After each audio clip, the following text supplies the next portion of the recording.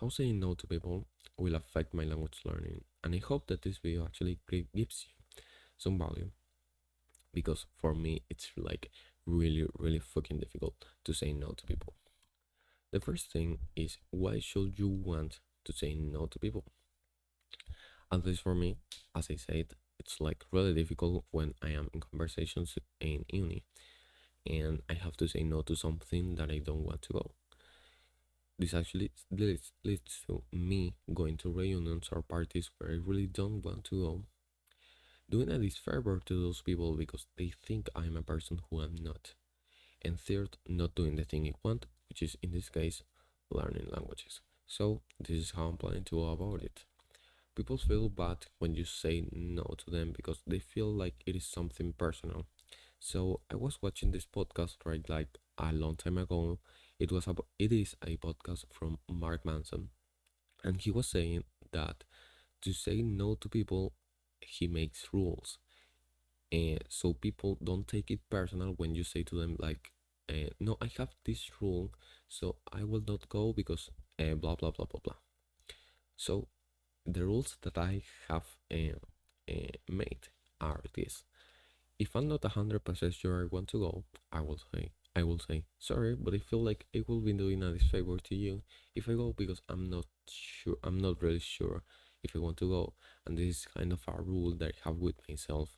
Like I don't really want to do these favors to people, and I really want you to have a good time if I am going to be there. And those kinds of people are not going to take it personal. The same with this one here, a no period. I'm in a period in which I say no to people because I'm focusing on this thing. This is kind of a rule that I have with myself. You actually always have to say this is a rule that I have with myself, so that people don't actually, so that people like understand it. In 2 weeks, we could go to party though. This is like I apply the no period if I am really on a no period and I'm not lying, and actually as well if I want to go, like if I want to go, I apply the no period, explaining why you don't want to go. Now I think that this is the more efficient one. It's just that um like you can feel kind of bad when you apply the when you truly explain why you don't want to go. So you have to be very careful about this because I have applied this one and people actually really, you feel bad because yeah they understand it, but like they feel bad because they didn't know that you were feeling that way. So like you should be really careful about explaining why you don't want to go, because when I have applied this one, I said like something on the lines of, I really don't want to go because I really feel insecure when I go, and when I feel insecure, I will be doing a disfavor to you because I start having negative thoughts about the people around me, and literally I was saying this. So like you should be really careful about this. This will lead to having more time and being more happy, because when you waste less time on the things that you do, you're and in result, no, like like I was thinking about another thing, like sorry, when you waste less time about when you waste less time like not going to some place that you don't want to do, then do want to go, in result you are going to feel more happy about yourself, like that is you said. Like I want you to have in mind that you are not going to feel happy when you say no to people.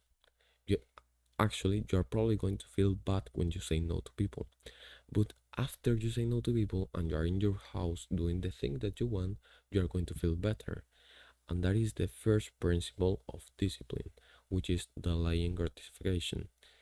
So saying no to people actually will lead to you being more disciplined. So like maybe you want to actually be thinking about how you are going to say no to people. The fourth one is like this applies if you just don't want to.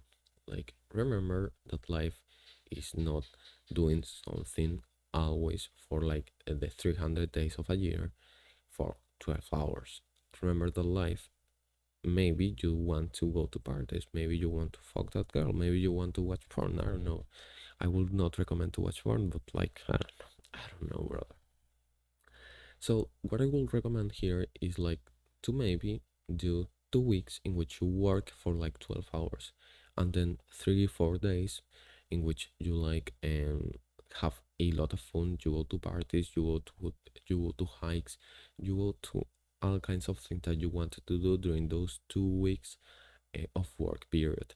And in this way you maximize the fun that you have, and you also maximize the results that you're going to achieve on your goal. So if this was useful to you, I recommend to go and watch my product on the description. Thank you.